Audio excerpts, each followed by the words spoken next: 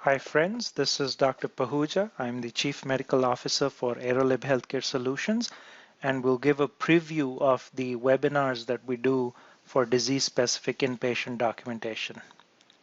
Our objectives are to know the importance of documentation, learn the red flags in documentation, know about hospital reimbursement, CMS semantics, and a brief ICD-10 update. It's all about semantics. We'll start with a case. A 67-year-old patient presents with rectal bleed and a hemoglobin of 7 with blood pressure of 89 by 67. Our diagnosis is anemia, hypertension, and lower GI bleed. Question is, will we get paid? In this day, not unless we put a paragraph in our medical decision making that states something like this: acute blood loss anemia with likely source of bleed from rectum with hemodynamic instability requiring 2 units of blood transfusion for stabilization with a history of polyps and atrial fibrillation. As I said, it's about semantics. What we need to know is the logical aspects of meaning. Auditors and CMS are looking for linkage between different words that we use. Medicare released an article called How Much Do Chronic Conditions Matter? And the data shows that 2 or more chronic conditions affect 1/3 of Part A beneficiaries and account for 86% of total Part A payments. The same study stated that Medicare spending is higher by a factor of 5.4 in Part A beneficiaries with exactly 1 chronic condition. How this pertains to us is the use of chronic conditions in our documentation. The costliest chronic conditions for Part A payments were stroke, transient ischemic attack, and chronic kidney disease. There was a good article in the Hospitalist magazine from July 2011 which talked about red flags within documentation for hospitalists. The core of the article was to make a defensible medical record. We can do that by documentation. Often misdiagnoses include acidosis, alkalosis, atelectasis, presence or absence of morbid obesity, cachexia, dementia, and use of gastrostomy tube repositioning, cleaning, or replacement as the admitting diagnosis. Use of dementia with acute change, the word encephalopathy, COPD or asthma exacerbation, pre-existing hemiparesis, malnutrition and its stage, as well as pressure ulcers. These are key words that need to be put in not only on H&Ps or discharge summaries, but daily progress notes. Question comes is, how will ICD-10 affect clinical documentation? Even though what we're doing will not change, ICD-10 is more specific, and it does classify encounters as initial, subsequent, or sequel. Acute or chronic needs to be mentioned for full coding. They put a heavy emphasis on laterality, and mention of right or left is very important. For orthopedics, normal healing, delayed healing, non-union or malunion of fractures now needs to be more specific.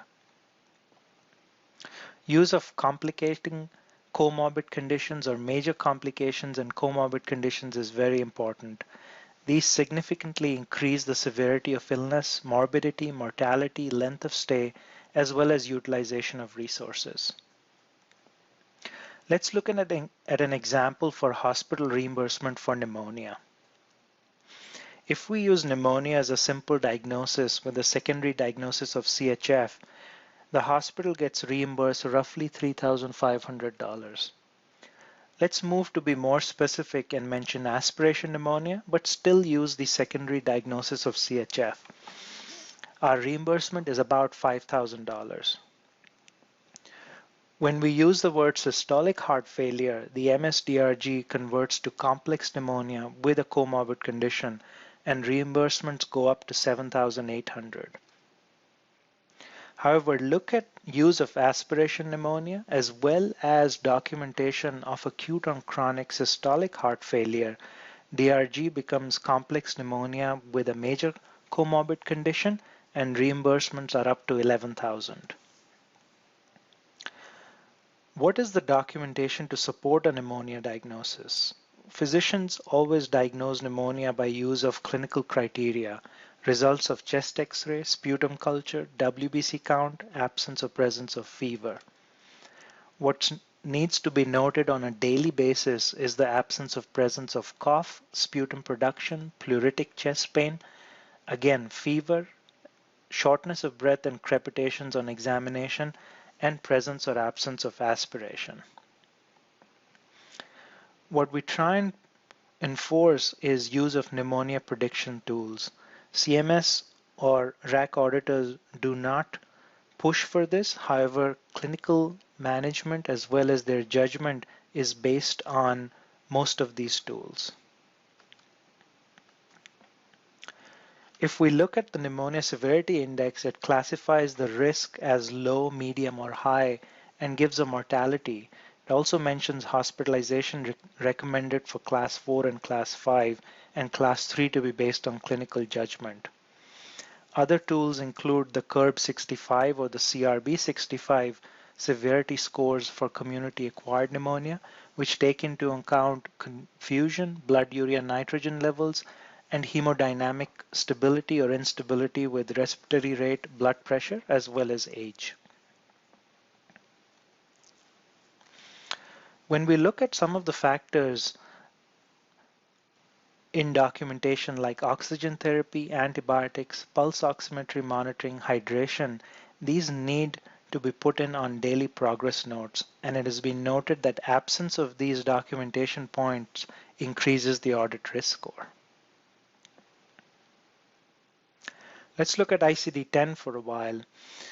ICD-10 officially replaces ICD-9 on October 1st, 2014, so all the codes at this time are used for training or planning purposes. Initial DRGs included respiratory infections with MCC, with CC, or without CC and MCC. ICD-10 expands into chronic diseases, acute diseases, lower and upper respiratory tract, as well as suppurative and necrotic diseases, other diseases of the pleura, and other diseases of the respiratory system. Some coding tips for pneumonia and respiratory system include mentioning respiratory alkalosis or acidosis, respiratory distress, and pulmonary edema on chest x-ray, presence or absence of hemoptysis, use of words like atelectasis, respiratory failure, chronic or acute, and mention of weaning or dependence on the respirator. CMS likes these words of hypercapnia mentioned in the respiratory system, use of acute respiratory failure or acute exacerbation of COPD. In addition, mention of azotemia, albumin levels, presence or absence of GI bleeds, whether there is pancytopenia or cardiac arrhythmias in the diagnosis help to build up the case and paint a picture of how the patient truly is. In case of pneumonia, hypoxemia is always an additional diagnosis. It cannot be assumed to be due to pneumonia. Of note is gram-positive or gram-negative pneumonia needs to be confirmed by culture. Gram stain is not a conclusive evidence. Mention the cause of pneumonitis if that is on the differential. Also, if pneumonia is due to more than one organism and the organisms are identified, each type of pneumonia needs to be coded. In case of post-obstructive pneumonia, we need to find the cause, whether it's tumor or foreign body. And again, respiratory failure due to pneumocystis, that is due to AIDS, we need to mention the HIV and the AIDS status. It's all about semantics, as I mentioned. To learn more about our presentations, invite us for in-house presentations or webinars. We can be reached at aerolib@live.com, and our website is www.aerolib.com. Thanks.